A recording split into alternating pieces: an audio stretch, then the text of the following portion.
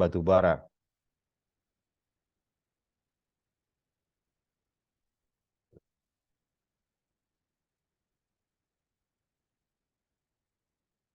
Kita coba mengenal tentang rantai pasok batu bara secara spesifik yang ada di Indonesia lah, lokal lah ini. Jadi eh, sekedar perkenalan, ini dulu masih belum kenal rantai pasok, ini setelah kena pasok lah kurang lebih gitu. Nah, sebenarnya apa sih batu bara itu? Kalau kita lihat secara definisi paling sederhana dan eh, lebih gampang kita cerna. Sebenarnya banyak definisi nih di Google bisa kita searching. Bahwasanya batu bara itu kita sepakati sebagai bahan bakar fosil. Dia berupa sisa tumbuhan yang terbentuk dari zaman prasejarah, kurang lebih sekitar 30 sampai 60 juta tahun lalu lah. Mengalami perubahan bentuk dari awalnya terakumulasi daerah rawa-rawa dan lahan gambut, berubah menjadi batu bara akibat suatu proses geologi yang terjadi dalam rentang waktu yang sangat lama. Kemudian batu bara itu dapat terbakar. Dia terbentuk dari endapan organik. Organik itu tumbuhan tadi, dan secara komposisi dia terdiri dari unsur karbon, ada hidrogen dan oksigen. Ini tiga unsur ini yang paling utama dalam komponen batu bara. Sebenarnya masih banyak unsur-unsur yang lain, tapi dalam bentuk persentase yang sangat kecil. Nah, kalau kita lihat pembentukan batu bara itu sendiri, Bapak itu bisa bayangin bahwasanya dulu alam ini kaya akan tumbuhan dan binatang. Mungkin Bapak Ibu pasti pernah nonton film Jurassic Park. Nah, zaman itulah terbentuk awalnya batu bara di Indonesia. Jadi bisa kita lihat seperti tumbuhan ini dimensinya sangat besar. Artinya kayu-kayu yang besar dia tumbang, kemudian terendapkan, kemudian mengalami kompaksi, tekanan, terbentuklah gambut. Bapak Ibu bisa lihat gambut seperti di bawah ini, kemudian mengalami proses geologi, proses batu bara, terbentuk batu bara yang masih muda, namanya brown coal. Jadi batu bara masih coklat dia dari sisi kenampakannya. Kemudian proses alam lagi terbentuk eh, batu bara sabbituminus. Ini sudah mengalami kompaksi, sudah mengalami tekanan, ada perubahan temperatur, sampai dia yang paling tinggi adalah batu bara yang black coal, artinya batu bara yang sudah sempurna. Nah, ini cenderung batu bara yang sudah memiliki kalori yang cukup tinggi.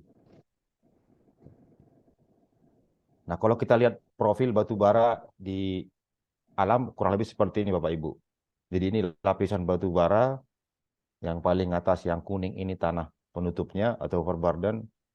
Jadi kalau proses penambangannya tanah penutup dibuka, diambil batu baranya, kurang lebih begitu. Jadi nanti kita jelaskan di proses penambangannya secara sederhana. Ini dia profil batu baranya. Ini batu bara yang masih cukup bagus. Kemudian ini batu bara yang kalori rendah. Ini kalori yang menengah. Nah, kalau kita lihat dari definisi rantai pasok atau supply chain adalah suatu jaringan perusahaan-perusahaan yang secara bersama-sama bekerja secara terintegrasi untuk menciptakan dan mengantarkan suatu produk ke tangan end user. Ini definisi umumnya. Mungkin Bapak Ibu pasti lebih paham untuk masalah ini. Nah, kalau kita lihat rantai supply, itu melibatkan perusahaan-perusahaan, eh, kalau di manufaktur ada supplier, pabrik, distributor, toko atau retailer, serta perusahaan pendukung seperti ada jasa logistik, surveyor, asuransi, dan beberapa pihak yang terkait dalam suatu proses rantai supply tersebut. Nah, rantai supply itu kalau kita lihat dari sisi manajemennya adalah hanya berupa jaringan fisik. Ya, perusahaan-perusahaan tadi yang terlibat dalam memasok bahan baku, dalam hal ini batu bara, dan yang memproduksi barang dan serta mengirim logistiknya. yang mengirimkan ke end user. Nah, kalau kita lihat supply chain management yang perlu yang kita pahami lebih detail adalah kita harus paham tentang metodenya, alat atau pendekatan-pendekatan dalam semua pengelolaannya mulai dari rantai awal sampai akhir. Sehingga rantai itu bisa berputar sesuai dengan kebutuhannya, kecepatannya.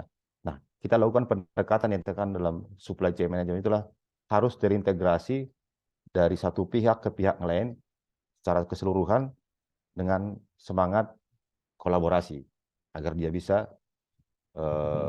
berputar lah. Di rantai batu bara juga harus dilakukan seperti itu. Nah, bagaimana di batu bara? Nah, ini kita lihat, Pak. Jadi batu bara yang ini yang masih ditambang, bagaimana bisa dia terkirim ke power plant untuk menghasilkan energi listrik. Ini sebenarnya untuk rantai supply di batu bara secara keseluruhan. Jadi ini bisa berputar terus, kebutuhan listrik bisa terpenuhi.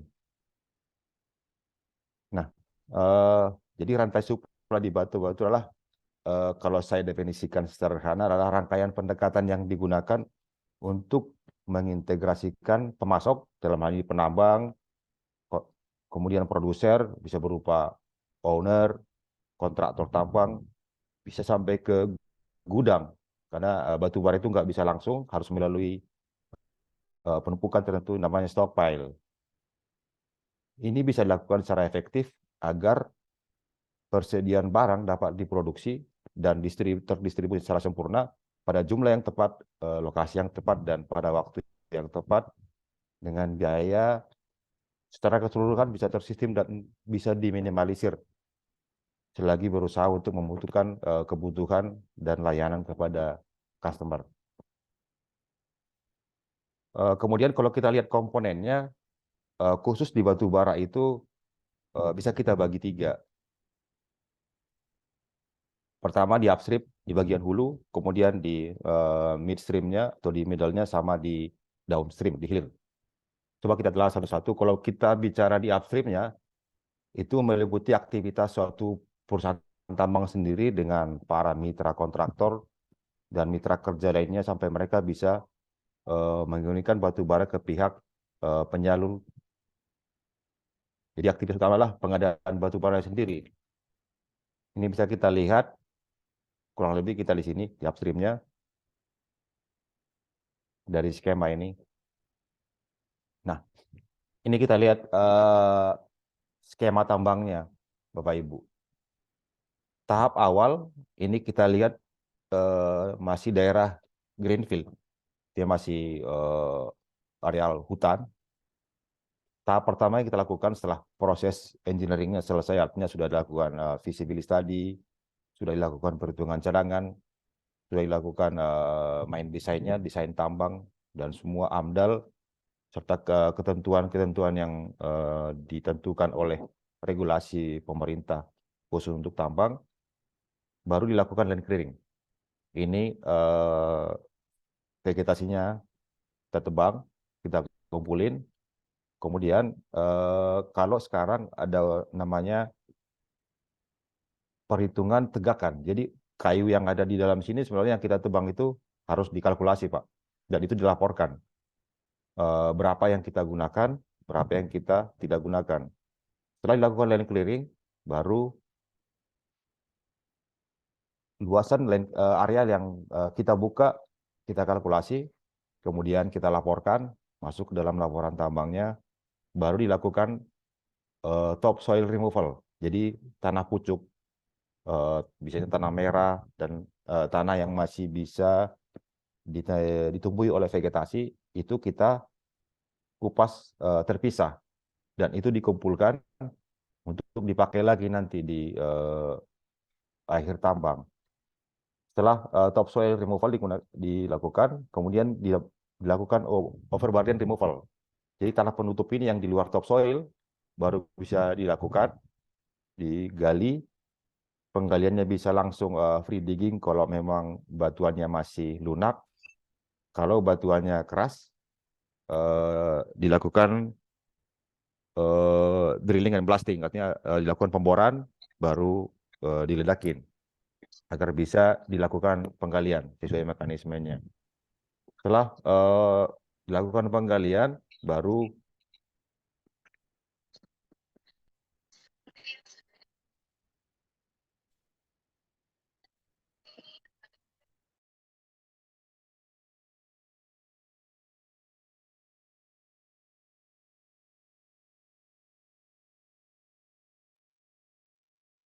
Commute itu Pak Jadi. Pak, masih di-unmute Pak Jadi? Pak Sitongan? Mikrofonnya masih belum terbuka, Pak. Ya, ya sudah. Oh, dari tadi belum buka, Bu? sudah Pak. Sekarang sudah Pak. Sudah. Iya, sudah Pak. Berarti dari tadi belum bisa ya? Iya, tadi, iya. Dari awal belum ya, Bu? Enggak, sudah. Ini sudah bisa sekarang, Pak. Tadi cuma sebentar aja. Oh, oke, oke.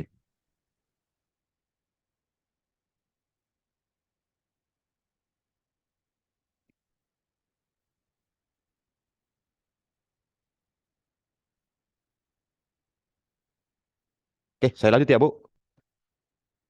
Iya, Pak. Silakan. Nah, setelah batu baranya ini digali, baru dilakukan diangkut ke stockpile, ke gudang tadi.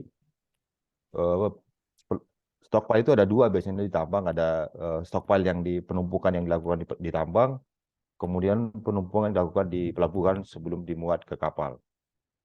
Nah, setelah batu bara ini digali, ini kan jadi cekungan Bapak Ibu. Nah, ini harus ditutup. Tanah penutup tadi yang ditumpuk di lokasi tertentu dibalikan lagi ke galian tadi, kemudian setelah dia sampai pada elevasi tertentu yang sudah desain sebelumnya, dilakukan pengembalian kembali topsoil yang ditumpuk terpisah. Kemudian dilakukan revegetasi. Setelah revegetasi baru dilaporkan ke pihak SDM untuk dilakukan pelaporan bahwasanya area yang kita buka sudah kita kembalikan seperti posisi mendekati semula. Nah, itu sekarang ada namanya jaminan reklamasi. Nah, jaminan reklamasi yang kita bayar di awal pada saat pembukaan tambang dikembalikan oleh pemerintah setelah kita lakukan revegetasi. Kurang lebih seperti itu kalau dari skema ini. Nah, batu bara yang diangkut tadi ini ditumpuk di area pelabuhan. Ini bisa Bapak Ibu lihat seperti tumpukan seperti ini dengan tumpukan dengan kualitas tertentu. Kalau harus kalau kualitasnya bervariasi untuk dilakukan blending, baru dilakukan proses pemuatan ke kapal untuk selanjutnya dilakukan pengiriman ke end user. Nah, secara fisik bisa Bapak Ibu lihat di sini. Nah, ini proses penggalian batu baranya dengan alat berat. Nah, batu bara itu ditambang kalau seperti profil ini ada berapa lapisan. Jadi kalau Bapak Ibu bisa lihat seperti kue lapis.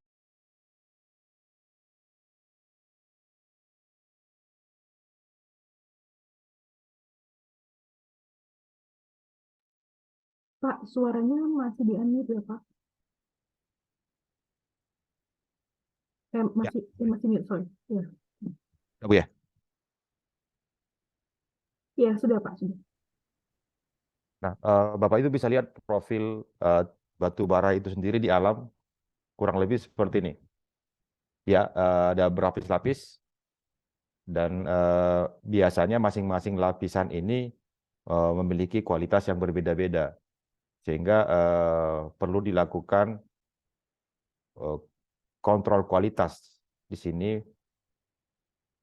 sebelum dilakukan proses penambangan. Nah, setelah batu bara digali, nah ini yang diangkut ke stockpile atau penumpukan sementara di tambang.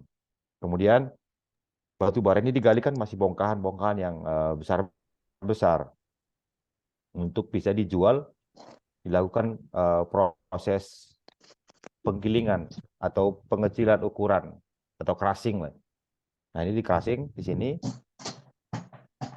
Untuk selanjutnya setelah dilakukan crushing baru dilakukan pemuatan ke kapal, ke tongkang.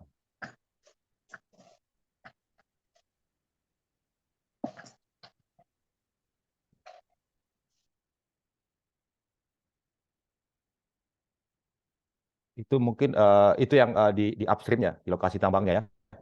Nah, kalau kita bicara rantai supply, setelah dari proses tambang, kemudian dilakukan proses pengiriman dan untuk penjualan, ya. Itulah masuk ke dalam supply chain-nya. Nah, di sini meliputi lebih banyak proses in-house dalam mentransformasikan masukan dari para supplier, kemudian bagaimana menghasilkan output untuk suatu organisasi perusahaan tambang. Jadi misalnya di sini ada pembelian, pengiriman, penumpukan, kemudian fungsi kontrol untuk persediaan, mulai dari tambang, pelabuhan, sampai ke end user. Kurang lebih seperti ini. Jadi ada purchasing, production, kemudian distribusi. Kalau di perusahaan-perusahaan skemnya secara umum adalah seperti ini. Misalkan dari PR dari pihak utility atau pihak boiler melakukan request untuk batu bara.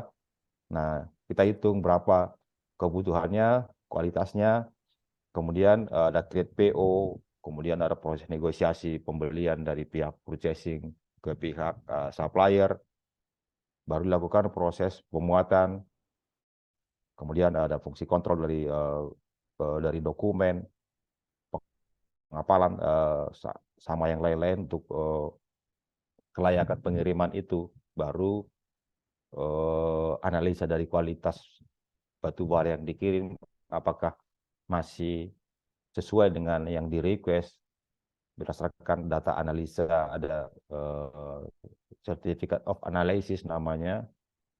Kemudian ini diverifikasi apakah memang sesuai kontrak. Kalau memang nggak sesuai, perhitungan klaimnya berapa, atau ada parameter yang lain, misalkan ada demo rates, ada ketentuan yang lain yang tidak sesuai dengan kontrak. Nah, disepakati di sini dan dilakukan proses pemotongan berdasarkan penalti yang ada. Kalau sudah sesuai, baru dilakukan pembayaran, kemudian pengontrolan pada penggunaan batu bara sendiri. Nah, itu yang di middle-nya, Pak. Kemudian ke downstream-nya, kalau kita lihat secara dari sisi operasional merupakan aktivitas yang pada saat pengiriman sampai pelanggan akhir. Jadi ada proses pengapalan, ada transporter, PBM tracking, orang quality, surveyor, sama dari pihak engineering sendiri yang mengontrol di boiler pemakai batu bara tersebut. Nah, ini kita lihat seperti ini. Ini proses pengapalannya. Khusus Indonesia rata-rata karena pelabuhan muat cenderung lebih banyak di sungai dan di pinggir-pinggir pantai, pengapalan menggunakan tongkang yang ditarik sama tugboat. Jadi ship to ship atau transhipment kalau dia sifatnya volume besar. Seperti kebutuhan PLN itu banyak yang menggunakan vessel, tapi kapasitas sekitar 60.000 ton. Nah, ini diisi sama tongkang yang kapasitas sekitar 7.500 nih untuk melakukan ship to ship di vessel ini. Atau bisa juga dari tongkang langsung ke pabrik. Dia nggak melalui vessel seperti pabrik-pabrik yang di lokasi pantai yang draftnya tidak memenuhi untuk pengiriman vessel, kapal besar. Nah, dia langsung tongkang. Misalnya daerah Cilegon, Dumai, Jabodetabek, nah itu langsung dari tongkang bongkar di sana. Nah, bagaimana pengelolaan rantai suplai batu bara? Hal ini ada 3 macam yang harus kita kelola dalam supply chain batu bara itu sendiri. Karena kita tahu batu bara ini adalah sebenarnya kalau dari sisi teknikalnya tidak begitu rumit. Cuman karena banyak faktor yang menjadi pengganggu atau noise, jadi itu yang sering jadi kendala pada saat kita berbicara di supply chain ya. Jadi material batu baranya harus kita pahami. Kemudian masalah informasi seperti di pelabuhan, pelabuhan itu kalau kondisinya dipakai untuk beberapa penambang, nah ini sering kendala pada penjadwalannya. Jadi namanya slot, artinya itu udah dijadwal untuk beberapa perusahaan. Cuman karena kebutuhan tiap-tiap perusahaan dan mitranya akan berubah-berubah, nah itu rebutan slot. Jadi harusnya kadang kapal yang sudah dijadwal hari ini, ketika ada kepentingan yang lebih tinggi, nah itu disalip. Orang bisa nunggu sampai berapa hari. Kemudian masalah informasi kapal. Kapal sering tidak terjadwal, tidak sesuai karena ada banyak faktor. Misalnya cuaca, kemudian ada kendala-kendala kerusakan, tersediaan BBM, ABK yang tidak tersedia, banyak kendala di sini yang sering informasinya tidak sesuai dengan jadwal yang sudah kita sepakati, sehingga banyak delay, denda, dan resiko lah di sini sebetulnya paling banyak sekarang. Kemudian masalah jadwal karena ada perubahan-perubahan di sini sehingga secara keseluruhan mempengaruhi jadwal. Kemudian hal masalah PT-nya lah, keuangannya. Harga yang sering berubah-ubah baik di penambangnya atau di indeks karena dipengaruhi banyak, Pak. Jadi sekarang misalkan ketika musim hujan di Kalimantan harga bisa tidak sesuai dengan yang sudah disepakati. Dan penambang-penambang di sana, Bapak Ibu tahu bahwasanya hampir lebih dari setengah untuk suplai lokal itu disiapkan sama penambang-penambang yang skala menengah ke bawah lah. Jadi secara metode bisnis mereka kan lebih banyak yang konvensional, dikelola oleh pribadi, dan ya mungkin banyak mafia lah di situ yang kita nggak bisa kadang-kadang bisa terobos secara penuh sampai ke ujung. Jadi ini harganya bisa berubah-ubah. Kadang udah sepakati disalip sama orang atau ditimpa sama orang atau dibatalkan, bahkan sering dibatalkan sama pihak mereka sendiri. Nah ini yang jadi kendala. Kemudian penalti, kualitas yang berubah karena batu bara itu sifatnya organik, Bapak Ibu. Seperti daun lah, dia ada organik, dia daun bisa berubah, bisa, tapi memang bukan dalam waktu yang cepat. Tapi ketika misalkan batu bara itu udah ditumpuk 1 bulan, atau kapal kita mengalami kerusakan dalam waktu cukup lama, atau antrian juga yang cukup lama, nah itu kualitasnya bisa berubah. Sehingga potensi penalti udah pasti di depan mata. Kemudian masalah tempo pembayaran. Ketika tempo pembayaran, karena batu bara itu harganya kan lumayan, Bapak Ibu. Dan secara satu kapal itu volume pembayarannya lumayan tinggi lah. Sekarang kurang lebih satu tongkang yang 7.500, kita harus bicara kisaran 8 sampai 9 miliar. Dengan kalau tempo pembayaran tidak sesuai dengan yang kita ekspektasikan, nah mungkin orang yang masih kuat secara capital masih bisa bertahan. Tapi kalau memang masih dalam batasan tertentu, nah ya kan menjadi kesulitan.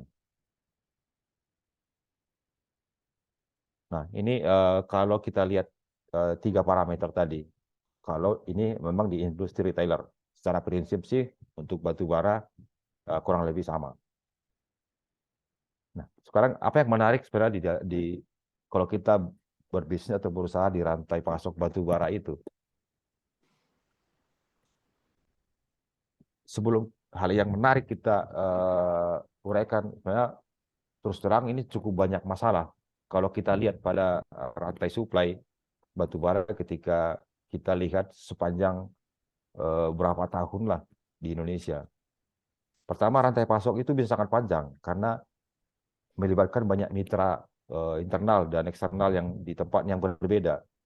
Nah, kalau kita bicara dari tambang sampai ke PLN, nah itu bisa katakanlah kita ke PLN yang paling banyak secara suplai lokal itu sangat panjang Bapak Ibu.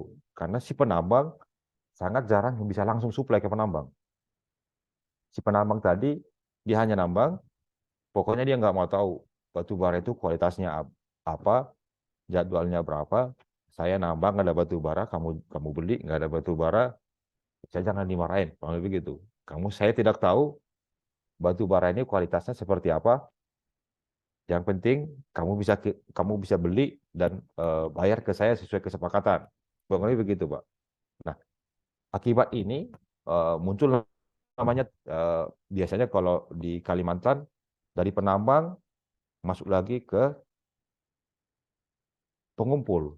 Jadi pengumpul ini mengumpulkan batu baranya di areal tertentu, kemudian ini dikumpulkan dia, dicek dia kualitasnya, kalau sudah cocok baru dia tawarkan ke orang lain.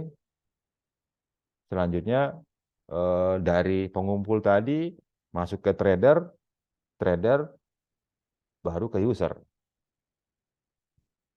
Kalau begitu Bapak Ibu. Nah, ini masalah panjang dan melibatkan banyak orang, banyak pihak. Dan di semua lini bisnis ini sangat banyak kepentingan ya, sangat banyak pihak-pihak tertentu yang terlibat. Bapak Ibu tahu bahwasannya di bisnis batu bara karena menarik ini mulai dari artis, pembuka agama, pejabat semua tertarik untuk di bisnis ini. Di bidang apapun mereka sangat mau karena mungkin di atas kertas pasti mereka dapat angka eh, dapat margin yang besar nih. Makanya batu bara itu kalau kita definisikan dari sisi eh, yang lain ya, kalau penambang bilang atau orang-orang di sekitar tambang, mereka definisikan batu bara itu adalah barang Tuhan bagi rata. Batu bara barang Tuhan bagi rata. Nah, begitu mereka dengar batu bara pasti mereka happy karena udah bagi-bagi uang di situ. Nah, kita nggak tahu dibaginya ke siapa nih Pak, Bapak Ibu. Tapi kalau misalnya kita yang begitu masuk ke dalam, kita juga hati-hati karena batu bara itu juga beresiko. Batu bara definisikan bayar tunai barang raib. Karena begitu kita invest di situ, cukup banyak resiko yang bisa muncul. Jadi pemain-pemain batu bara itu ada semacam rule of thumb-nya lah. Kalau 10 orang datang yang nawarin batu bara, nawarin lahan, nawarin yang lain-lain, dari 10 ini 9 udah pasti dalam tanda kutip penipu lah ini. 9 udah pasti nggak benar nih. Ya tinggal satu nih Bapak Ibu. Satu lagi pasti mungkin dia belajar bagaimana cara berputar melakukan hal yang tidak benar di situ. Nah, itu yang perlu kita giring. Bagaimana bisa melakukan mitra yang baik. Nah, itu yang termasuk yang cukup panjang. Kemudian bahan informasi yang mengalir antara beberapa entitas dan proses transfer informasi cenderung lambat dan lawan kesalahan, terutama ketika ditangani secara manual. Nah, ini karena kita lihat penambang-penambang yang ada di Kalimantan sana cenderung lebih banyak dikelola oleh perusahaan-perusahaan yang pribadi dan dikelola secara konvensional oleh pihak-pihak mereka karena dengan kondisi itu mereka bisa berbisnis kalau saya lihat lebih nyaman ketika kita giring misalnya Pak kelola secara memang ada beberapa yang mau tapi karena cukup rumitnya di situ eh, berapa kepentingan mereka lebih happy dengan proses-proses yang masih konvensional. Kemudian ini cenderung oleh kalau yang besar-besar seperti ada Big Five-nya lah, ada Arut, Min sama yang lain-lain itu dimonopoli perusahaan besar. Kemudian batu bara sendiri rentan dengan perubahan dan regulasi dan kebijakan politik dalam luar negeri. Jadi misalkan aturan-aturan yang berlaku ketika ada perubahan itu sangat rentan terhadap di rantai suplai batu bara karena akan ada perubahan harga, mekanisme-mekanisme yang lain di lapangan akan berubah. Kemudian kalau kita bicara dari sisi di user sendiri, perusahaan atau end user sering melakukan perubahan permintaan, baik dari sisi kualitas, jadwal, dan hal yang lain. Jadi dengan berubah di end user, mau tidak mau, kehilirnya harus berubah. Dan ini bisa mempengaruhi di rantai supply sendiri. Misalkan harga berubah nih, ketika harga indeks naik, itu user yang sudah melakukan forecast untuk kebutuhan pada periode tertentu itu dirubah dia, misalkan harusnya beli long term dia jadi beli spot. Nah, di sini akan kita di rantai supply-nya akan berubah. Ini menjadi kendala sering pada perusahaan-perusahaan yang berlaku sebagai trader. Kemudian kurangnya infrastruktur logistik menimbulkan ketidakpastian pada waktu pengiriman. Jadi misalnya pelabuhan yang ada di sekitar perusahaan-perusahaan pertambangan di Kalimantan sana itu sangat congested, Pak, sangat padat jadwalnya, dan jarang sekali itu idle, terutama pada saat-saat bisa produksi maksimal, misalkan cuaca lagi bagus, hujan minim, dan harga lagi menarik, itu semua perusahaan-perusahaan jor-joran, Pak, untuk menaikkan produksinya dan menurunkan pengiriman. Nah, itu yang sering rebutan di slot harga, misalkan 100 perak untuk kos pemuatan dinaikkan sampai berapa persen, si pihak penambang pasti akan mau daripada kargonya tertahan. Nah, ini sering jadi pengganggu di rantai suplai batu baranya. Kemudian masalah kualitas bahan yang tersedia yang dapat berkontribusi pada kekurangan dalam rantai suplai. Jadi sering terjadi kualitas yang diminta sama user dengan ketersediaan barang tidak sesuai. Nah, ini menjadi kendala karena untuk penyediaan barang di tambang tidak bisa dilakukan dengan cepat untuk melakukan pengiriman ke user sesuai jadwal yang sudah disepakati.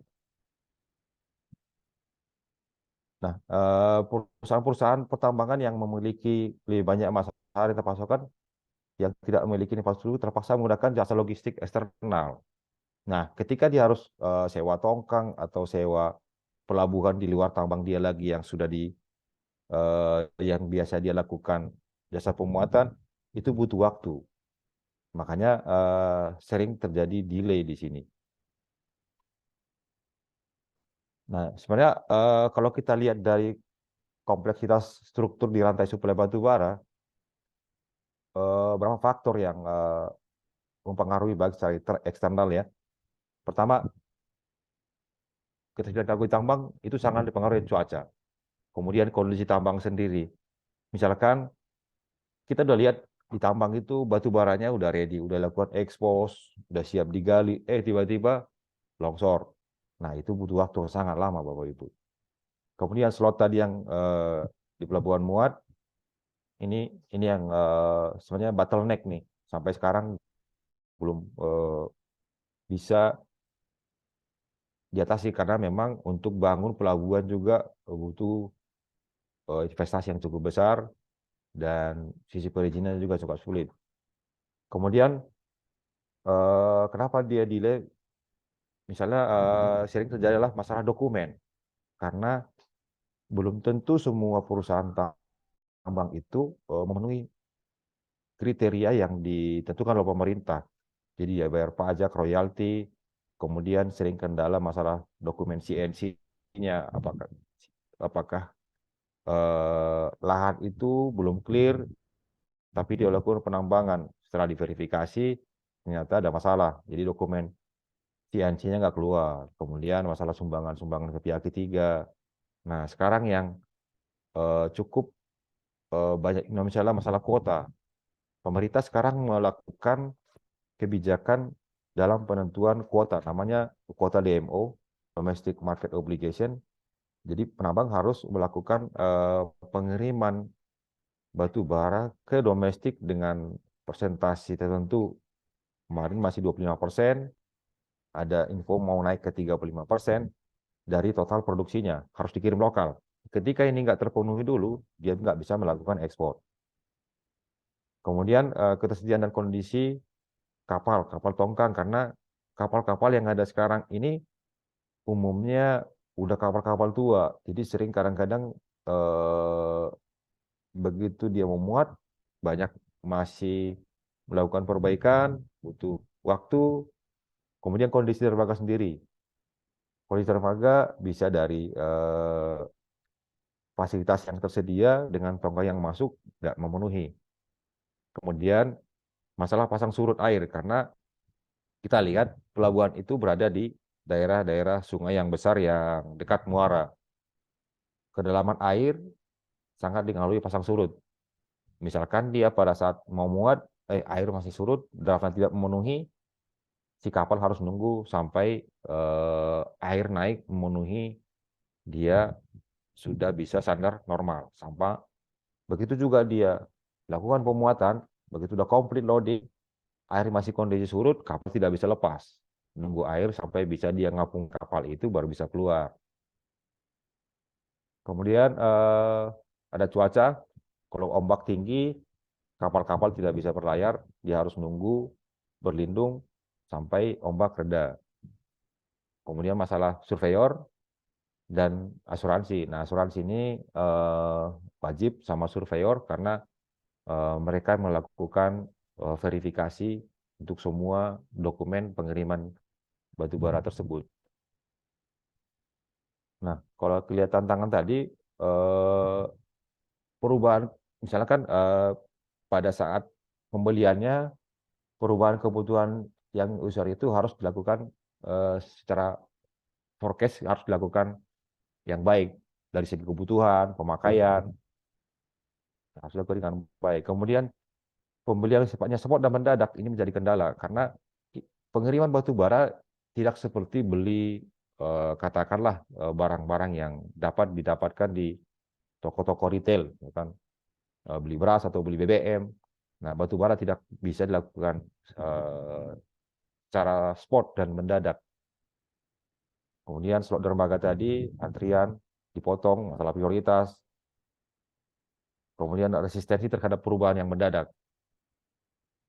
Nah, bagaimana pengolahan yang baik pada rantai supply tadi, yaitu memberikan kepastian forecast, kebutuhan dan jadwal yang akurat dari pihak mitra, supplier, dan pihak forecast produksi penambang juga. Jadi dari sisi rantainya ini bisa disinkronkan.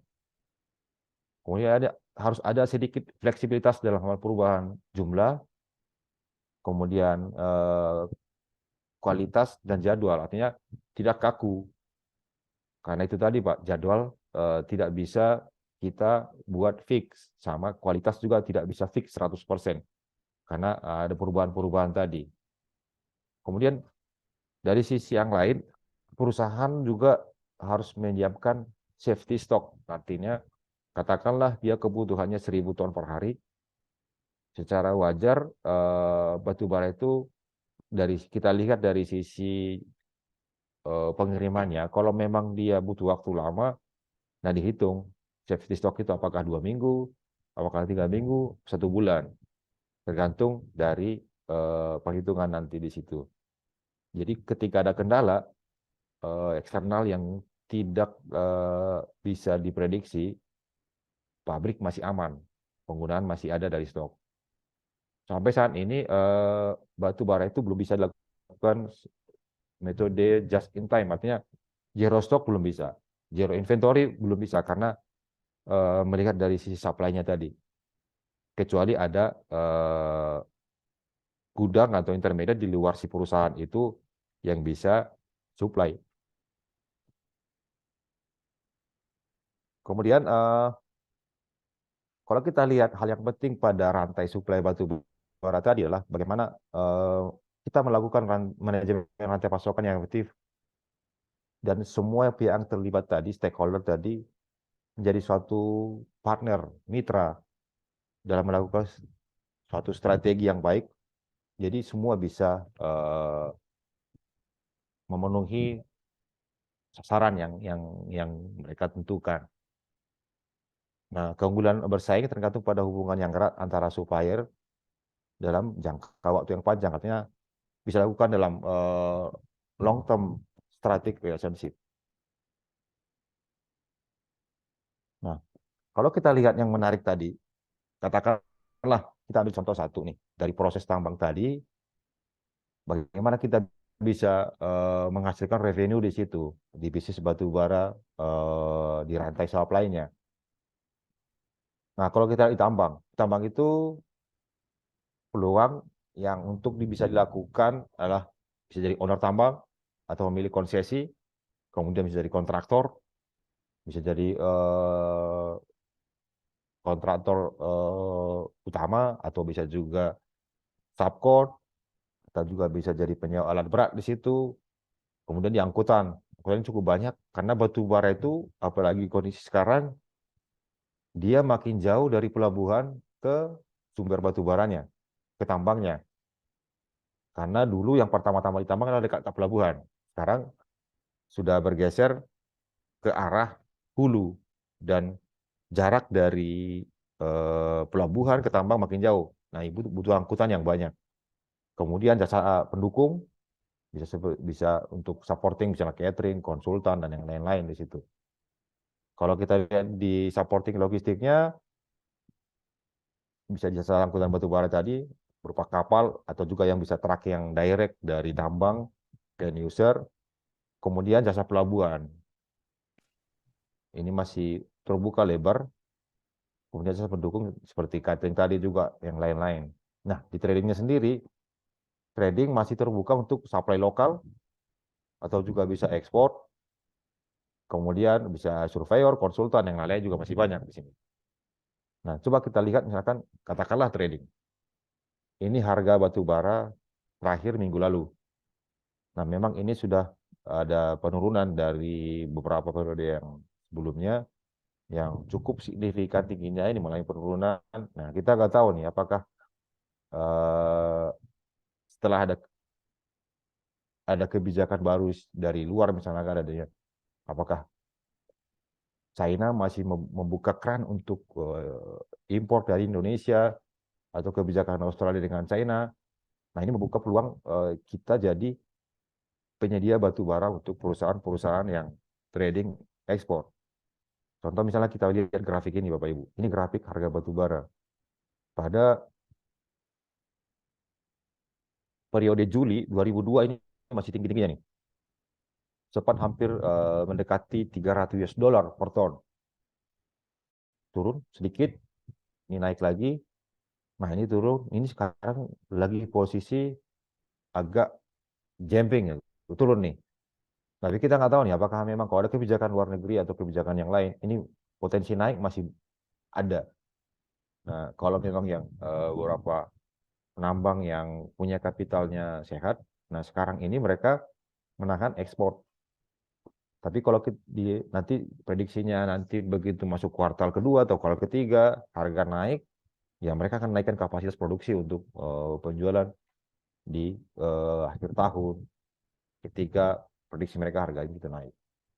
Nah, ini ini yang dilihat beberapa pihak untuk tertarik main di bisnis rantai suplai batu bara ini.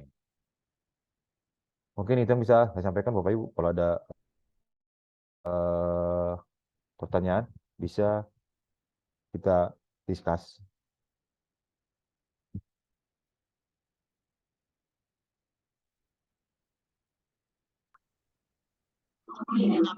Ironi, ya. Ironi yang pertama tadi itu, misalkan kita sedang di dalam era Internet of Things, Sementara bisnis logistik di batubara ini itu bisa sabut menyabut antrian untuk mengangkut kapal gitu ya, di antrian kapal untuk mengangkut atau mendistribusikan. Nah, akibat ironi tadi, maka ada semacam pertanyaan dari saya, Pak Jati. Ya, Pak. Sebenarnya bisnis logistik batubara tadi itu pernah nggak dihitung siapa sih yang menikmatinya? Nah kan? Karena dari penjelasan tadi, kita di zaman Internet of Things, tetapi uncertainty-nya besar sekali. Terlepas dari masalah kondisi fisik alam, draft, ya, kemudian angin, gelombang, gitu ya. Terlepas dari semuanya itu. Jadi pernah nggak ada semacam kajian, siapa sih yang menikmati bisnis logistik batubara ini? Lalu bagaimana nanti kita mengantisipasi adanya perubahan global, ya, kebijakan ekonomi hijau, ya. Setelah G20 kemarin ketemu, G7 kemarin ketemu lagi ya. Jadi mereka sudah bicara masalah environmental etik. Jadi kalau udah terkait dengan merusak lingkungan, itu nanti investor-investor yang kelas dunia tadi itu nggak mau masuk ke Indonesia. Salah satunya Elon Musk. Ya, mobilnya listrik, sumber colokan arus listriknya itu masih pakai PLTU. Nah itu kan dilema negara kita, sehingga bisnis logistik batubara ini siapa sih yang menikmati sebenarnya nilai tambah itu?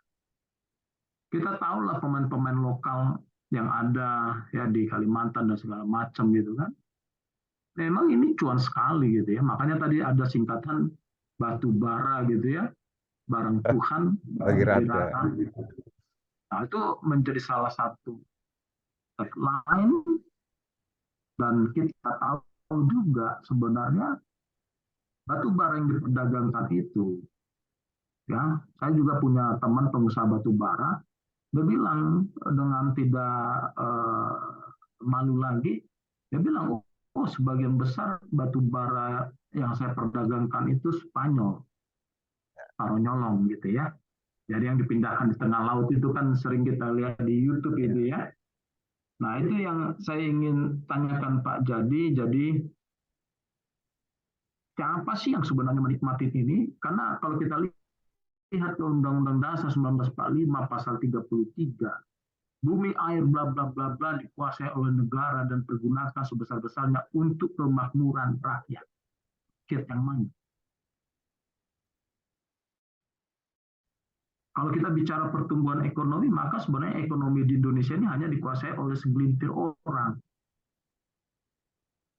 Ya, jadi kalau kita bicara pertumbuhan ekonomi secara agregat, tetapi fakta di disagregatnya menyedihkan negara ini. Bagaimana Pak Jadi menyikapi dengan adanya permasalahan environmental etik tadi di dalam bisnis logistik batubara tadi? Sampai kapan ini kita menikmati ini? Lalu siapa sebenarnya yang persentase yang lebih besar yang menikmati bisnis batubara tadi? Itu yang sering kita lihat, hampir semua sumber daya alam di negara ini itu selalu mengatasnamakan rakyat, tetapi kita belum pernah melihat pemerintah ya mengkalkulasi itu semua sebenarnya nilai-nilai tambah tadi itu bagaimana mendistribusikannya. Terima kasih Ya. Ibu MC, Pak Jadi. Waktu saya kembalikan. Ya, terima kasih Pak Okto untuk masukannya Pak. Dan kalau kita lihat sekarang Pak, secara keseluruhan baik di Kalimantan dan Sumatera, kenapa ini bisa terjadi? Karena salah satu faktor yang paling penting adalah di sini adalah kepentingan Pak.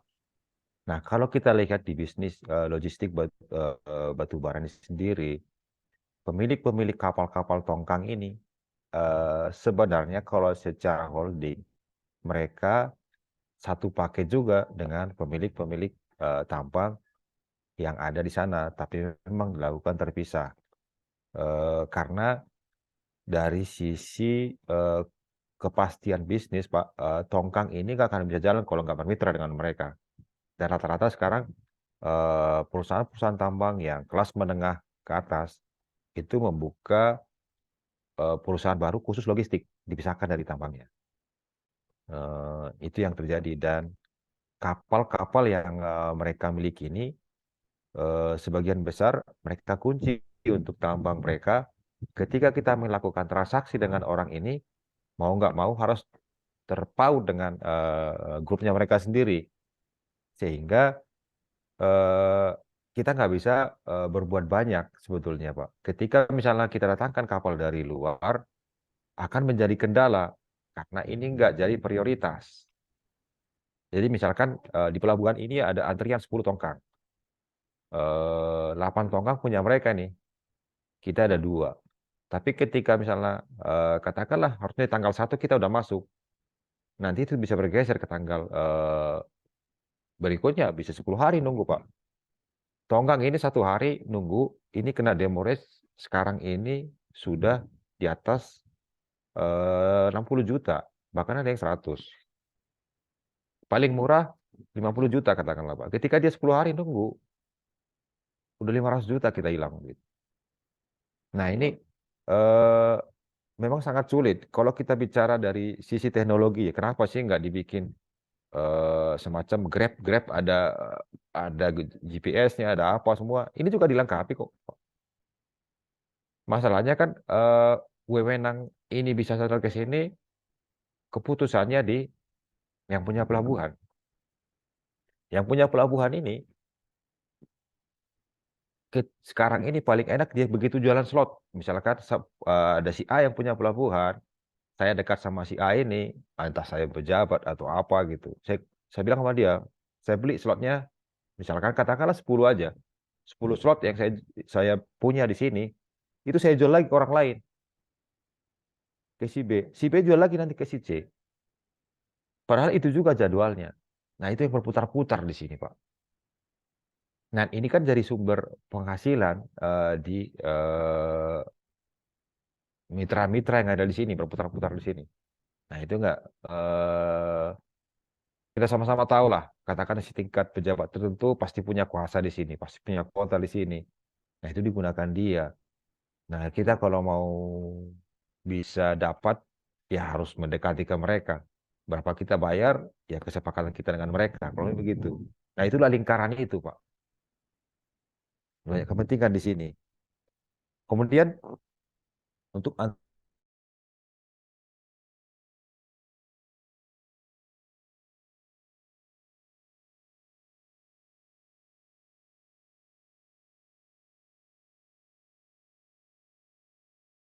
tanda kutip Spanyol ya, separuh nyolong atau peti, penambang tanpa izin, nah itu cukup ramai. Contoh macam yang bisa dilakukan di sini, Pak. Nah, ini sebenarnya harus segera dituntaskan sama pemerintah. Tapi ya kita lihat sekarang ini eh, kadang kadang ketat, kadang longgar, kadang ketat, kadang longgar. Nah, begitu kondisi longgar, mainlah semua. Begitu ketat, ya tengkurap dulu sementara, kurang lebih begitu. Eh, Kemudian kalau kita lihat secara komprehensif, pemerintah juga harus ketat dalam kebijakan emisi karbon tadi, Pak. Semua pabrik-pabrik yang memenuhi ketentuan untuk penggunaan bahan bakar yang emisi karbon rendah harus dilakukan kebijakan tertentu, misalkan masalah fiskal, masalah pajak, dan bahkan sampai eh, pemberlakuan di produknya sendiri. Kita lihat di Eropa misalkan, di Eropa itu pabrik-pabrik yang menggunakan emisi karbon rendah seperti cangkang atau apa. Nah, itu distribusi produk mereka itu lebih leluasa dari segi fiskal juga mereka diberikan pemerintah perlakuan tertentu. Contoh misalnya mungkin bisa aja nanti dengan berlakunya mobil dan motor listrik, apakah ada kebijakan tertentu dari sisi harga, pajak, atau mekanisme-mekanisme yang lain ke si pengguna tadi. Mungkin di batu bara juga sama ke pabrik-pabrik di Indonesia, misalkan pabrik yang boilernya masih menggunakan batu bara atau yang tidak menggunakan batu bara, itu ada perlakuan khusus.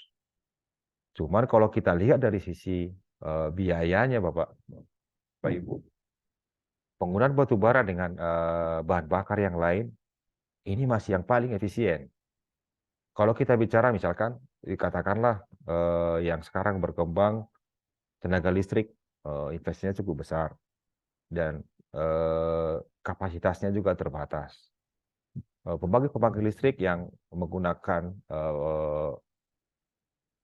air misalnya PLT atau mikrohidro masih sangat terbatas dan distribusinya juga tidak bisa merata.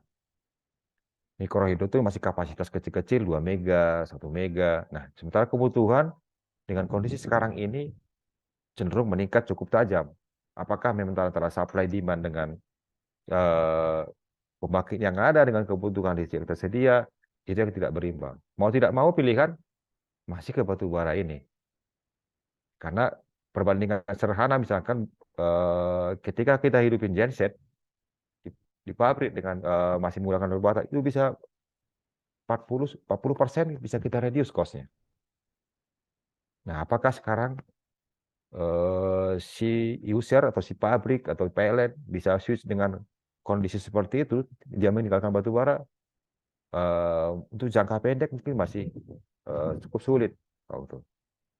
Hanya mungkin kebijakan pemerintah harus lebih ketat dan lebih mengenal lah ya dari sisi regulasi, pengawasan ke semua pihak harus lebih ketat dan benar lah. Tidak ada lagi yang sifatnya kompromi atau yang lain-lain. Nah, itu yang kita harapkan. Itu Pak Uto. Maksud saya tadi Pak jadi bisnis batu bara tadi itu kan kalau secara normatif, aturan main, itu kan Pak Jadi sudah banyak jelaskan gitu kan. Ya.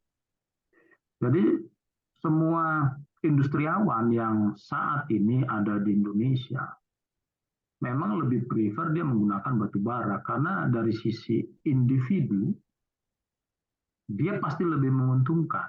Tetapi kan kita bicara nation,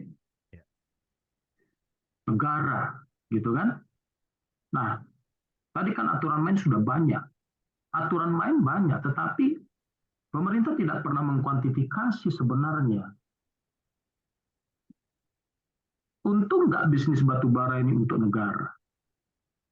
Bisa nggak dia menjadi tools untuk mendistribusikan kesejahteraan dan bukan mendistribusikan kemiskinan? Contoh misalkan, di Jambi kita tahu beberapa bulan yang lalu akibat antrian truk batu bara yang melintas di jalan nasional itu macetnya panjang, jalan rusak, dan sudah banyak yang meninggal. Karena 2019 saya pernah ikut membuat usulan menata sirkulasi angkutan batu bara di Provinsi Jambi. Kita sudah buat klaster pertambangan batu bara di sana. Kita tahu ada pelabuhan di Tanjung Jabung, gitu ya. Kemudian kita merekomendasikan, mensimulasikan bahwa truk itu dia tidak boleh dibatasi begitu saja untuk operasionalnya. Tetapi harus disediakan kantong parkir. Dia mengambil slot, gitu ya, pakai teknologi itu. Jadi biaya itu kita buat semacam iklan untuk mengambil antrian tadi. Kan itu tugasnya pemerintah. Jadi kita buat misalkan kayak iklan Bapak Ibu, itu ada prime time.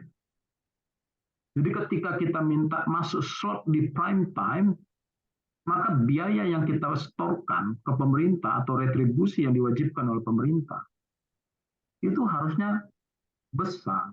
Jadi di Provinsi Jambi itu kami belajar bahwa orang yang masuk ke PA di Provinsi Jambi itu paling 40-an miliar saat itu ya, 2019 sebelum COVID. Tetapi transaksi tadi itu kita lihat hanya satu kapal tongkang saja. Itu transaksi bisa berapa tadi? Pak, jadi 8 sampai 9 miliar kan? Nah, pernah nggak pemerintah mengkuantifikasi kendaraan rusak, kecelakaan, akibat bisnis batu bara tadi? Dari hulu ke hilir, dari produsen sampai ke end user gitu kan? Karena nggak ada hitung-hitungan valuasinya, maka kita sibuk mengeluarkan regulasi tanpa mampu mengkuantifikasi. Jadi pertanyaan saya, sudahkah pemerintah melaksanakan pasal 33 itu di dalam bisnis batu bara? Itu yang menjadi momok. Makanya saya bilang, bisnis batu bara ini dinikmati oleh sekelompok orang tertentu. Pak. Sehingga itu yang membuat tadi masyarakat, ya sudah, kalau Anda menikmati itu, kami pun bisa dengan bisnis Spanyol tadi. Jadi artinya, di manakah negara di dalam mengimplementasikan pasal 33 tadi? Karena nggak pernah saya selama saya berurusan dengan pemerintah mengerti bisnis batu bara, mengerti bisnis logistik. Ujung-ujungnya tadi ya kita mengetatkan, ya kita ini, ya kita ini. Tapi selama valuasi tidak pernah dilakukan pemerintah, maka kita harus tanya pemerintah, kita tanya Kementerian SDM, apakah bisnis batu bara itu distribusi kesejahteraan atau distribusi kemiskinan? Itu yang nggak pernah ada. Jadi tidak hanya di sektor batu bara, Bapak Ibu. Banyak, gitu ya, banyak. Jadi makanya kalau kita diskusi dengan environmentalis, gitu ya, mereka nggak ada yang setuju dengan kendaraan listrik di Indonesia. Karena kita hanya didengungkan yang baik-baik saja kendaraan listrik itu. Sebenarnya dia juga merusak lingkungan. Baterainya 8 tahun.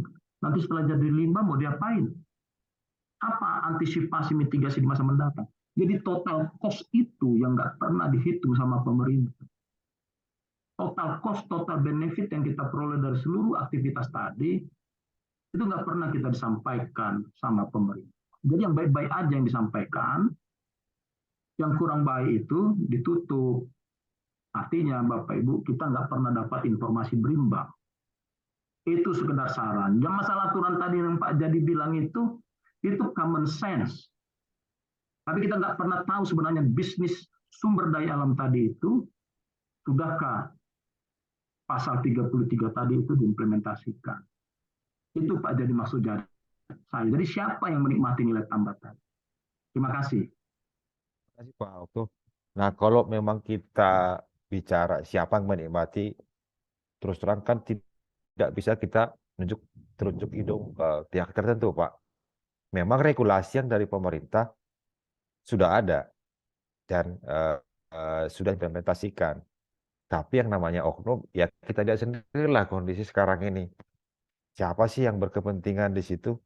Bapak Ibu bisa flashback mungkin berapa bulan lalu yang namanya Ibu Pauline Tan misalkan. Nah itu kan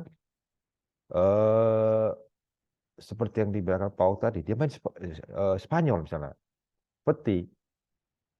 Dan itu kan volumenya juga kecil, besar sekali. Dan sekarang kita lihat kasusnya udah nggak muncul lagi. Siapa yang kita salahkan? Ya itulah pemerintah kondisinya sekarang ini. Dan itu yang baru muncul satu. Kita juga nggak tahu nih, apakah ada 5, 10 di belakang seperti itu juga. Nah itulah kondisinya Pak. Nah contoh misalnya Jambi. Jambi itu memang yang kondisi sekarang secara geospasialnya, secara lokasinya, itu posisi tambang ada di tengah-tengah. mau ke pelabuhan dia harus lewat darat, angkut pakai truk. Pemerintah bukannya tidak punya alternatif ya, tapi mungkin pemerintah membiarkan batu bara itu lewat jalan publik aspal. Ya jadi problem karena namanya volume besar, kuantiti besar, dengan beban yang tidak layak di jalan itu masih dihajar truk-truk yang muatan besar, ya pasti rusak, Pak. Inilah sekarang bottleneck-nya. Bisa macet sampai 2 kali 24 jam itu. Setelah muncul, ya seperti pemerintah kan sekarang seperti pemadam kebakaran. Begitu kejadian, baru dicari solusinya. Ketika ditutup, itu batu bara tidak bisa lewat jalan publik, siapa yang kena efeknya? Ya PLN sendiri. Karena pengiriman ke PLN dan pabrik-pabrik aja terkendala. Nah ini juga sekarang belum bisa solusinya. Jalan hauling, jalan umum yang di luar jalan aspal yang disiapkan sama beberapa pihak swasta dan pemerintah, itu belum siap. Karena memang terus terang investasinya besar. Bisnis tambang itu kalau di buku pertamanya itu mining is high gambling risk, Pak. Artinya berbisnis tambang, berbisnis risiko main judi tingkat tinggi. Pertanyaannya siapa investor yang bisa mau terlibat di sini dengan risiko besar itu? Kalau dia tidak dalam posisi kuat dari semua aspek.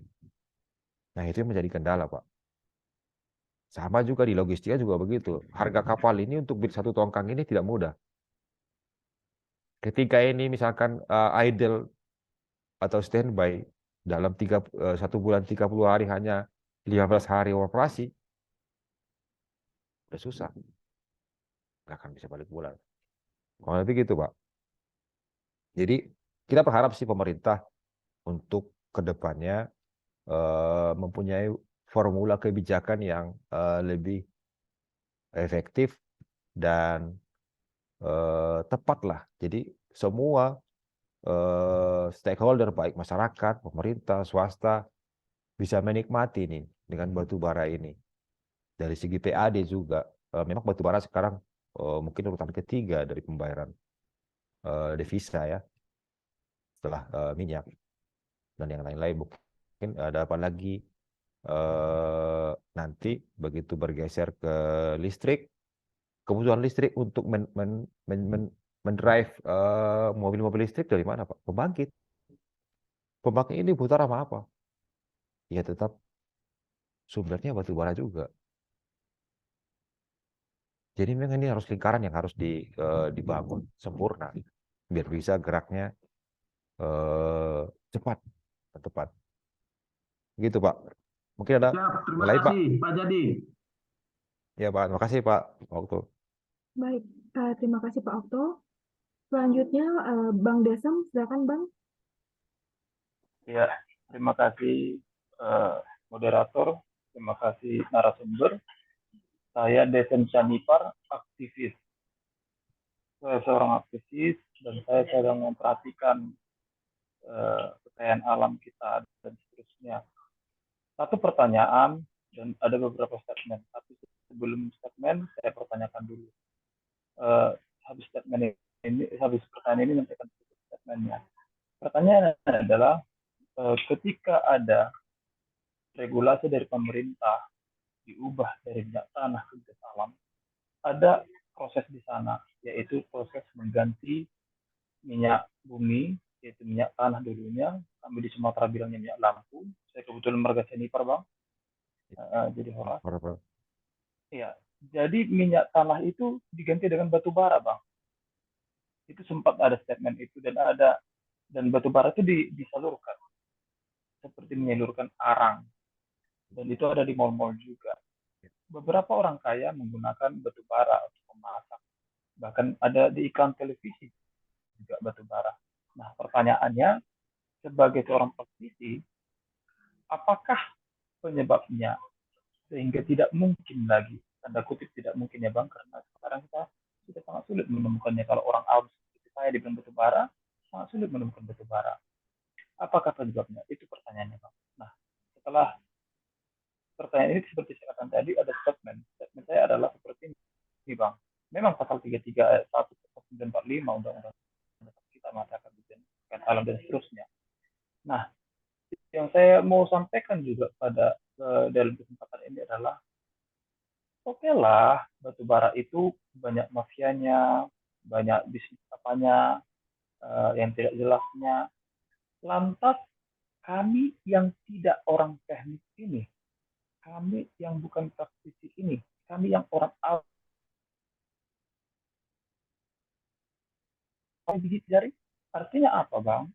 Coba agitasi sangat diperlukan, Bang. Whistleblower itu sangat diperlukan, Bang. Kami sudah sangat prejudis sama penguasa yang seperti Bang bilang tadi, ya harus mempunyai kekuatan politik, kekuatan duit, kekuatan massa, itu minimum. Karena saya seorang aktivis ya, Bang. Artinya apa? Kalau nggak ada kekuatan yang tiga ini minimum ini, pasti tidak akan bisa tembus ke bisnis itu. Bagaimana kalau kita hadirkan orang yang mengerti itu, pengaruhilah kami, masyarakat yang 270 juta ini. Pengaruhi kami dengan pencerahan. Kalau orang sana bilang virus-virus kebaikan, virus-virus pengetahuan tentang batu bara, lubang-lubang pengetahuan yang harus kami ketahui, sehingga ketika terjadi kepentingan tertentu untuk demi bangsa dan negara ini, kami tidak-tidaknya mengerti kenapa kami harus mencampurinya. Saat ini saya dipanggil di Mabes Polri, saya diperiksa Mabes Polri berulang-ulang kali karena saya meminta 300 triliun uang yang ada di Kementerian Keuangan dan BUMN itu supaya diusut. Sampai detik ini saya dipanggil Mabes Polri. Bagi saya di penjara sekian puluh hari itu nggak masalah bagi saya, karena saya tahu apa yang saya perjuangkan. Gitu.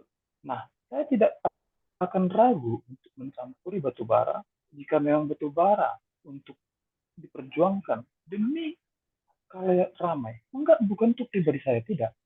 Saya aktivis yang tidak pernah bisa dibeli. Nah, itulah statement yang saya harapkan. Makanya saya hadir dalam acara ini.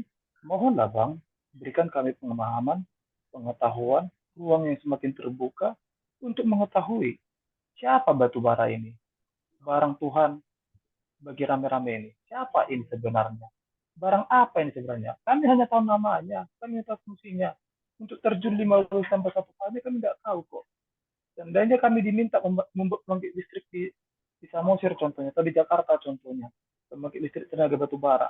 Jelas-jelas katanya lah bilangnya Bang ya, karena saya bukan orang teknik, bukan praktisi, katanya pembangkit listrik tenaga batu bara itu hampir tidak menyebabkan efek negatif. Tidak ada efek negatifnya dari segi kesehatan, kebisingan dan seterusnya kepada masyarakat setempat. Nah, kalau kami masyarakat yang 270 juta jiwa ini, yang mungkin 0, sekian satunya sarjana teknik atau praktisi batu bara, kami paham nih Bang, pasti kami perjuangkan. Pasti kami datang ke negara ke sana. Dan satu titik terakhir closing statement saya, mau siapapun presidennya, mau siapapun jenderalnya, mau bahkan negara ini jadi kerajaan, sepanjang orang-orang yang mengerti tidak takut Tuhan, orang-orang yang bekerja di sana tidak takut Tuhan, siapapun presidennya tidak akan pernah tumpah. Itu closing statementnya. Terima kasih. Terima Baik. kasih. Iya, silakan Pak Sri Ya. Thomas. Langsung aja Bu ya. Terima kasih Pak Dasem Sanipar. Sebenarnya sama kita Pak dari Tuan Timakarnya. Saya Sri Tonga. Saya manggil Pak nih. Salam Pak. Nah, yang pertama kalau kita bicara dulu ada mekanisme pemerintah ketika transisi dari minyak tanah ke gas. Saat itu muncul namanya pakai briket batubara Pak. Jadi briket itu kurang lebih seperti proses seperti ini. Ini batubara ini Pak digiling halus, kemudian dengan ukuran tertentu, katakanlah seperti ukuran beras atau mungkin bisa lebih kecil. Nah ini fraksi batu bara yang kecil tadi diikat dengan menggunakan pengikat, bisa lem, bisa tepung kanji atau apa. Kemudian dibuat dalam bentuk palet, bisa seperti telur atau memang pipih gitu. Nah ini bisa menjadi bahan bakar. Setuju. Persoalannya adalah penggunaannya, Pak. Ketika Pak Dasem ini mau masak Indomie, kalau saat sekarang kita menggunakan minyak, tinggal nyalain korek api, ceplet, nyala kompor, api sudah ada, Indomie udah masak, mungkin 10-20 menit, nah kita udah bisa makan Indomie. Nah, kita kembalikan ke batu bara. Kalau briket itu tidak bisa, Pak.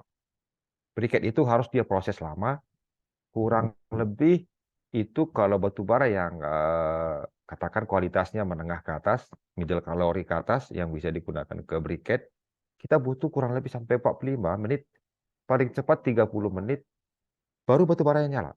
Pertama batu bara nyala, artinya belum muncul panas yang optimum.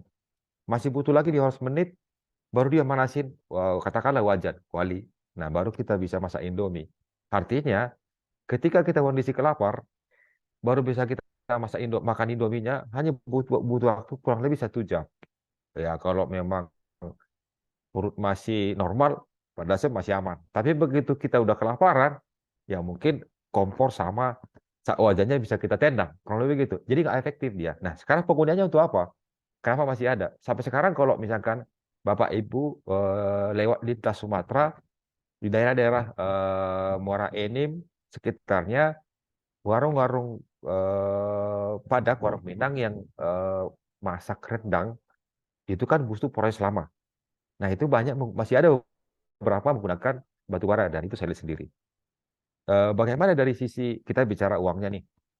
Dari segi kos dengan menggunakan briket itu jauh lebih murah dibandingkan dengan ya katakan sekarang pakai gas ya. Itu bisa reduce dari data terakhir mungkin sekitar 20-25%. Tapi itu tadi Pak, efektivitas penggunaannya. Kalau memang untuk penggunaan yang butuh waktu masak cukup lama, itu nggak masalah pakai briket. Dan itu tersedia sekarang juga berapa vendornya. Nah, kalau kita lihat di luar negeri misalnya Pak, pada saat musim-musim dingin di Eropa, di beberapa negara lain, rumah-rumah mereka itu diisi dengan briket untuk pemanas ruangan. Dan itu jauh lebih murah dari dia siapin kayu mungkin karena sudah susah mereka menggunakan briket. Sekarang berkembang lagi, Bapak Ibu bisa lihat kenapa harga cangkang naik, dari dulu dibuang-buang orang, bahkan dari pemilik PKS bayar orang untuk bisa ngambil briketnya. Tapi sekarang kan malah harga batu bara dengan harga briket kadang bisa berimbang. Karena itu tadi Pak, briket itu diekspor ke Taiwan, ke Eropa, ke China, mereka olah jadi briket seperti pemanas, dan itu banyak dipinta sama pabrik-pabrik yang butuh emisi karbon rendah, sama untuk pemanas di ruangan, di rumah-rumah mereka. Itu Pak Dasem. Kemudian untuk masalah tadi Pak, sebenarnya kita kalau bicara pasal 33, bumi, air, dan kekayaan alam yang terkandung di dalam negeri ini adalah harus digunakan untuk kebutuhan masyarakat yang sebesar-besarnya. Nah, itu harapan kita. Semua juga bisa berharap begitu. Tapi ya kondisi di negara ini kita sama-sama tahu lah. Seperti pada saya bilang, siapapun presidennya, siapapun pejabatnya, siapapun menterinya, ya tetap juga yang namanya celah itu banyak dimanfaatkan oleh pihak-pihak tertentu yang ya tadi Pak, yang mungkin ya mereka tidak takut dengan penguasa, bahkan tidak takut dengan Tuhan. Jadi lingkaran-lingkaran bisnis yang ada di batu bara yang menariknya dari sisi keuntungan dan banyak celah yang bisa mereka gunakan di situ, dari situ mereka bermain. Eh, kita bisa, Bapak pada sih pasti tahu nih, bukannya nggak ada LSM yang bergerak di tambang. Saya kurang lebih ada 15 tahun lebih di tambang, sampai 20 tahun Pak. Dan kita juga bermitra dengan mereka. Saya sudah bekerja mulai dari kontraktor, owner, mulai dari konsultan juga, dan kita rangkul mereka. Tapi ketika mereka berhadapan dengan oknum-oknum yang sifatnya kuat, nah mereka juga kesulitan. Dan itu bisa Bapak Ibu lihat di Kalimantan lah Pak. Begitu banyak area-area yang sangat berbahaya sekarang ini. Di Jambi juga kurang lebih, Palembang juga kurang lebih begitu. Nah, kemana ini? Kalau kita bicara kemana yang fungsi kontrolnya? Aktivis lingkungan ini gitu. Apakah bisa misalkan seorang dari teman-teman aktivis, ya kalau memang itu tidak bisa dijalankan, ya apa-apa. Kita siap gitu sebagai aktivis. Nah, itu makanya, nah itu Pak, mitra itu memang sangat diperlukan untuk kondisi saat ini, Pak Dasim. Mungkin Ya, disampaikan Pak. Ya. izin saya buka mic lagi. Oke, keterangan yang tadi itu sangat sangat saya pahami ya, karena saya mengikuti perkembangannya juga, dan saya mengetahui semua yang sampaikan abang kami, Bang Jadi Silitonga. Yang menjadi krusial yang saat ini menurut saya yang hangat didiskusikan adalah kita tahu, sebagai contoh, ini contoh ya, yang mungkin saya rasa cocok sekali dengan masalah batubara. Kita tahu Jenderal Terawan Bintang 3, Menteri Kesehatan, didukung oleh Presiden untuk membuat vaksin Nusantara. Dia seorang Jenderal Bintang 3, seorang Menteri Kesehatan, didukung oleh Presiden. Tapi kalah melawan ID, kalah menciptakan vaksin. Presiden kalah, menterinya kalah, jenderalnya kalah. Artinya apa?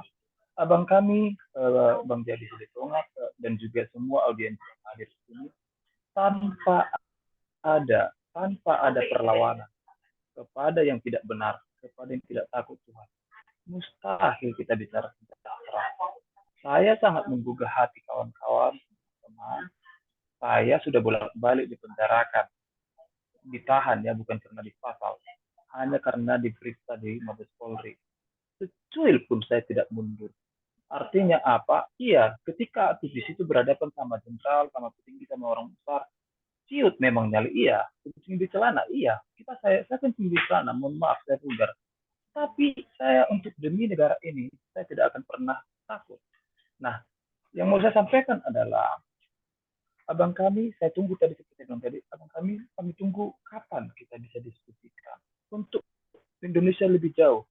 Umur kita bang nggak sampai lagi 100 tahun lagi bang, tapi cucu kita pasti ada bang 100 tahun lagi. Aku berharap kita tidak memikirkan apa yang hari ini ada.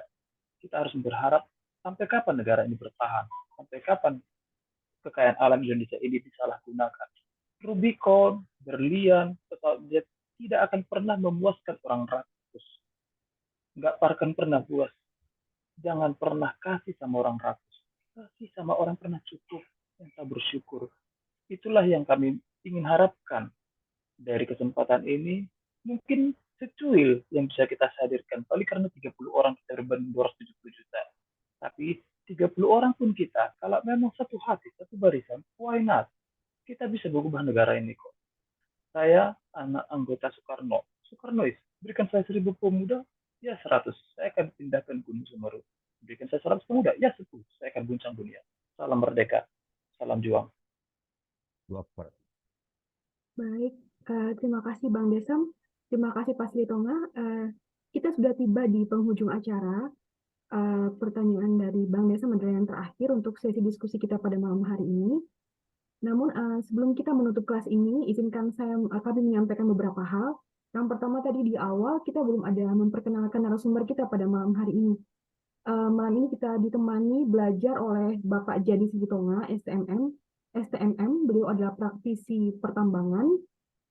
Kami mengapresiasi kesediaan Bapak untuk menyampaikan materi belajar mengenal rantai pasok batu bara pada malam hari ini, Pak. Terima kasih untuk pelajarannya. Kami juga mengapresiasi Bapak dan Ibu peserta belajar pada malam hari ini. Terima kasih sudah berkenan hadir di kelas belajar kabel yang diinisiasi Pendekar Indonesia pada malam hari ini. Baik, sebelum kita menutup kelas, kita akan mendengarkan pesan-pesan dari narasumber kita, Pak Silitonga. Silakan, Pak. Terima kasih Bapak Ibu untuk kesempatan yang diberikan ke saya malam ini. Kita bisa sharing untuk diskusi tentang rantai supply batu bara. Sebenarnya sampai sekarang saya masih praktisi di sini dan kedepannya sih kita berharap kita bisa diskusi lagi, terutama dengan Pak Dasem, bagaimana kita bisa membangun negara ini ke depannya lebih baik. Memang terus terang sekarang ini banyak hal-hal yang kita masih prihatin, tapi kita percaya bahwasanya ke depan pasti akan lebih baik, Pak. Dan dengan adanya pendekar, ini suatu terobosan yang baru, terobosan yang bagus juga untuk teman-teman. Kita bisa membagikan apa yang kita punya untuk kemajuan bangsa dan negara kita ini. Itu sedikit pesan dari saya. Mungkin ada tambahan dari teman-teman yang lain, terutama dari pihak pendekat. Terima kasih. Salam malam baik untuk kita semua. Baik, akhirnya terima kasih untuk kebersamaan kita pada malam hari ini. Sampai bertemu di kelas belajar kabel berikutnya. Selamat malam.